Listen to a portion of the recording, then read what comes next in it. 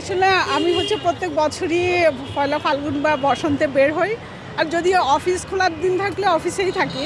তো এইবার আমিও ভেবেছিলাম যে এখানে হয়তো প্রোগ্রাম থাকবে বা গেট হলেও খোলা থাকবে। তো এসে দেখছি যে গেট বন্ধ, কোনো প্রোগ্রামও হচ্ছে না। সেজন্য তার অন্য কোথাও যাওয়ার অপশন নাই। এখন হচ্ছে এখান থেকে কিছু ফুল কিনে হয়তো ইউনিভার্সিটিতে যাব, ওখান থেকে ঘুরে বাসায় চলে যাব।